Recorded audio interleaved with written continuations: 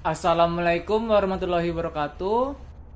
Yang terhormat dosen pengampu mata kuliah lingkungan bisnis dan manajemen, yaitu Bapak Dr. MC Muslimin MSI. Terus yang kedua ada Ibu Putri Dwi Aprilia Nur SE MSEC. Nah, di sini kami dari kelompok 1 izin untuk mempresentasikan mengenai pengelolaan sumber daya manusia dan keberagaman. Nah, sebelum memasukin materinya, angka baiknya kita dari kelompok 1 untuk memperkenalkan diri terlebih dahulu. Di sini yang pertama ada Muhammad Agung Budianto dengan MPM akhir 130. Terus yang kedua ada Rizky Widodo dengan MPM akhir 284. Yang ketiga ada Ahmad Afan Aris dengan MPM akhir 292. Terus yang keempat ada Intan Alicia Ongko Wijaya Putri Santoso dengan MPM akhir 363. Terus yang kelima ada Claudia Intan Sugianto dengan MPM akhir 367. Terus yang keenam ada Octavia Fitriani dengan MPM akhir 376. Terus yang ketujuh ada Azza Faralia dengan MPM akhir 379. Terus yang terakhir ada yang ke-8 ada Muhammad Samsul Huda dengan MPM akhir 417. Nah, selanjutnya di sini ada manajemen sumber daya manusia. Secara definisi di sini ada secara makro dan mikro. Nah, pertama dari makro secara luas bahwa manajemen sumber daya manusia merupakan keseluruhan potensi tenaga kerja yang dapat di dalamnya suatu negara atau daerah, sehingga dapat menggambarkan jumlah angkatan kerja dari suatu negara maupun daerah. Nah, manajemen sumber daya manusia secara mikro yaitu manajemen sumber daya manusia yang segolongan manusia untuk memenuhi kebutuhan hidupnya dengan bekerja pada suatu unit kerja atau organisasi tertentu, baik pemerintah maupun swasta. Kita di sini ada pengertian manajemen sumber daya manusia menurut beberapa ahli. Di sini saya menjelaskan ada 3. Yang pertama di sini ada Andrew Vesicula. Beliau mengatakan bahwa manajemen sumber daya manusia adalah proses penarikan, penyeleksian, penempatan, indoktrinasi, pelatihan, dan pengembangan sumber daya manusia oleh dan di dalam suatu perusahaan. Terus yang kedua sini ada ahli Gary Dessler. Beliau mengatakan kebijakan dan praktik yang dibutuhkan seseorang untuk menjalankan aspek orang atau sumber daya manusia dari posisi seseorang manajemen meliputi perekrutan, penyaringan, pelatihan, pengimbalan, dan penilaian. Dan yang terakhir yang ketiga ada Bambang Wahyudi. Beliau mengatakan bahwa manajemen sumber daya manusia adalah ilmu dan seni atau proses memperoleh, memajukan atau mengembangkan dan memelihara tenaga kerja yang kompeten sedemikian rupa sehingga tujuan organisasi dapat tercapai dengan efisien dan ada kepuasan pada diri pribadi. Nah, selanjutnya di sini ada fungsi-fungsi pokok manajerial manajemen sumber daya manusia. Di sini ada 4 fungsi. Yang pertama di sini ada fungsi perencanaan. Nah, fungsi perencanaan ini yaitu untuk melaksanakan tugas dalam perencanaan seperti kebutuhan, pengadaan, pengembangan, dan juga pemeliharaan sumber daya manusia itu sendiri. Terus yang kedua ada fungsi pengordinasian. Nah, fungsi pengordinasian ini yaitu untuk menyusun suatu organisasi dengan mendesain struktur dan hubungan antara tugas-tugas yang harus dikerjakan oleh tenaga kerja yang dipersiapkan. Yang selanjutnya yang ketiga ada fungsi pengarahan. Fungsi pengarahan ini berfungsi untuk memberikan dorongan untuk menciptakan kemauan kerja yang dilaksanakan secara efektif dan efisien. Dan yang selanjutnya yang terakhir ada yang keempat ada fungsi pengendalian. Nah, fungsi pengendalian ini berfungsi untuk melakukan pengukuran antara kegiatan yang dilakukan dengan standar-standar yang telah ditetapkan, khususnya di bidang tenaga kerja. Baik, perkenalkan nama saya Muhammad Agung Budianto dengan NPM Mahiri 130. Di sini saya akan menjelaskan materi selanjutnya tentang fungsi operasional manajemen sumber daya manusia. Fungsi operasional sendiri terdapat beberapa, yaitu yang pertama pengadaan, yang kedua pengembangan, yang ketiga pemeliharaan. Nah, pengadaan sumber daya manusia dilakukan dengan tujuan untuk menentukan dan memenuhi kebutuhan akan sumber daya manusia, baik secara kuantitatif maupun kualitatif. Di dalamnya meliputi yang pertama, perencanaan sumber daya manusia, yaitu penentuan kebutuhan tenaga kerja baik secara kuantitatif maupun kualitatif. Yang kedua yaitu penarikan atau perekrutan calon tenaga kerja, yaitu menarik sebanyak mungkin calon-calon tenaga kerja yang memenuhi persyaratan yang dibutuhkan dari sumber-sumber tenaga kerja yang tersedia. Yang ketiga, seleksi, merupakan proses pemilihan tenaga kerja dari sejumlah calon tenaga kerja yang dikumpulkan melalui proses rekrutmen. Yang keempat, penempatan. Yaitu penempatan tenaga kerja yang terpilih pada jabatan yang ditentukan. Yang kelima atau yang terakhir, pembekalan, yaitu dilakukan untuk memberikan pemahaman kepada tenaga kerja terpilih tentang deskripsi jabatan, kondisi kerja, dan peraturan organisasi. Nah, selanjutnya ada fungsi operasional manajemen sumber daya manusia. Yang kedua yaitu pengembangan, yaitu upaya organisasi untuk meningkatkan kemampuan, keterampilan, dan pengetahuan karyawan agar lebih kompeten. Nah, caranya ya pertama ada pelatihan dan pengembangan, yaitu program yang diberikan perusahaan untuk meningkatkan kemampuan kerja karyawan sesuai dengan pekerjaan saat ini maupun di masa depan. Nah, contohnya kayak pelatihan penggunaan software baru, kemudian ada workshop keterampilan kerja. Nah, dengan tujuan untuk meningkatkan kinerja dan menyesuaikan dengan perkembangan teknologi yang sekarang. Kemudian yang kedua ada pengembangan karir, yaitu proses membantu karyawan untuk merencanakan dan mencapai jenjang karir yang lebih tinggi dalam organisasi. Nah, contohnya kayak promosi jabatan, perencanaan karir dengan tujuan untuk memberikan motivasi kerja dan meningkatkan loyalitas suatu karyawan. Nah, yang ketiga, fungsi operasional manajemen sumber daya manusia yaitu pemeliharaan. Nah, pemeliharaan ini yaitu upaya organisasi untuk menjaga kondisi fisik, mental, dan semangat kerja karyawan agar tetap optimal dalam bekerja.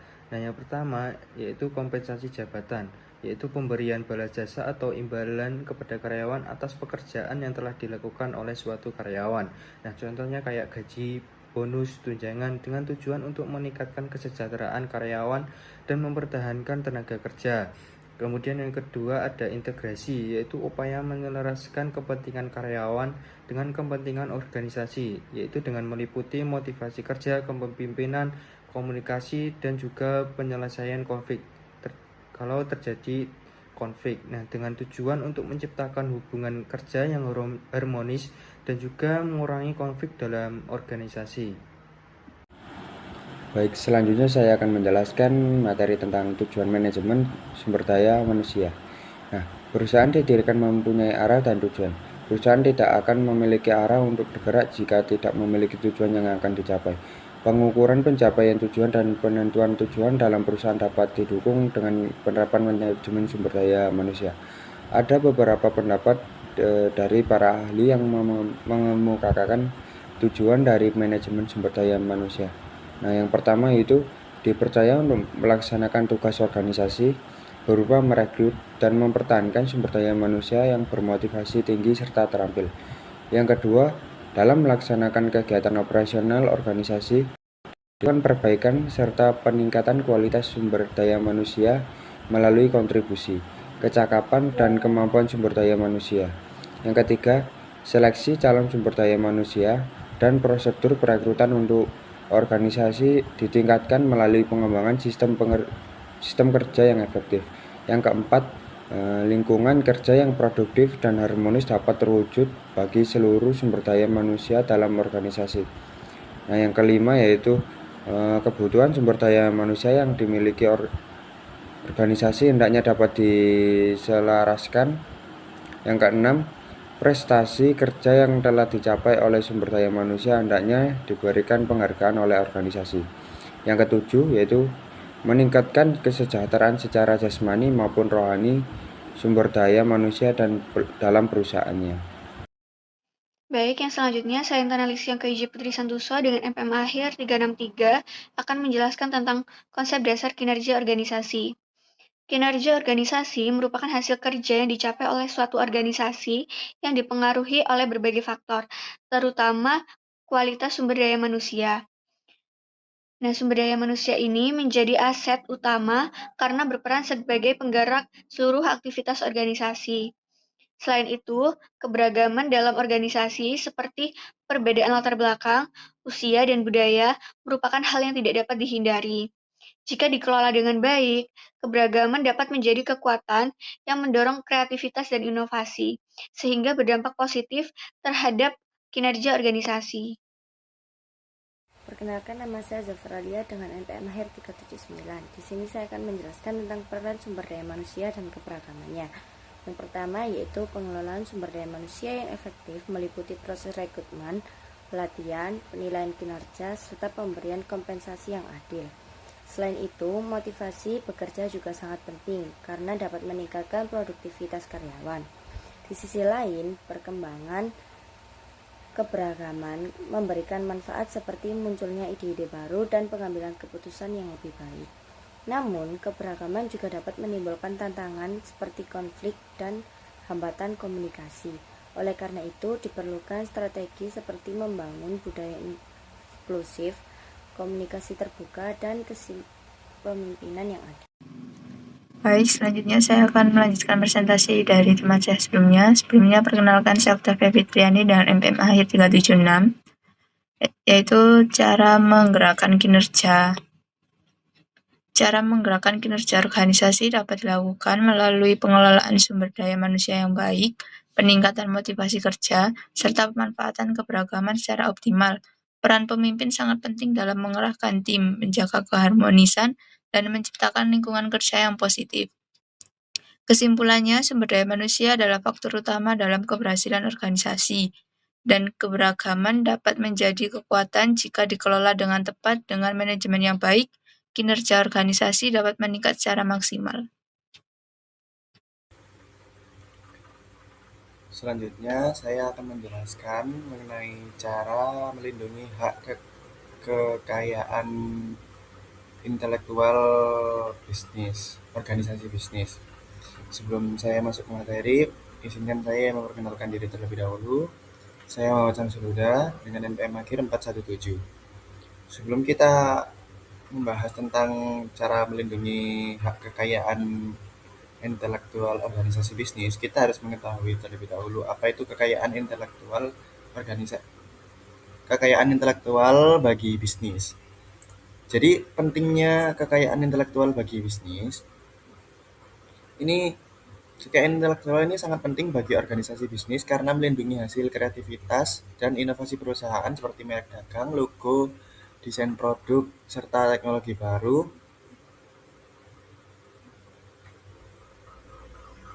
Perlindungan ini juga memberikan keunggulan kompetitif di pasar, meningkatkan nilai perusahaan, serta menambah kepercayaan konsumen dan investor terhadap bisnis. Jadi, maksudnya itu kekayaan intelektual itu penting karena dapat mencegah pihak lain meniru atau menggunakan hasil karya perusahaan tanpa izin. Selain itu, perlindungan ini juga membuat perusahaan memiliki keunggulan dibanding pesaing karena memiliki ciri khas tersendiri. Jadi, bagi perusahaan, kekayaan intelektual juga dapat meningkatkan nilai bisnis. Misalnya, merek yang terkenal akan lebih dipercaya konsumen dan menarik minat investor untuk bekerjasama atau menanamkan modal.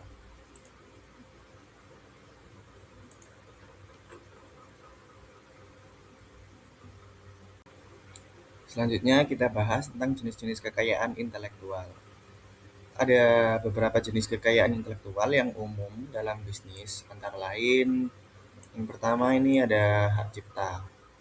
Nah, yaitu perlindungan terhadap karya seperti tulisan, desain, musik, software, atau konten promosi. Jadi artinya karya tersebut tidak boleh digunakan sembarangan tanpa izin pemiliknya.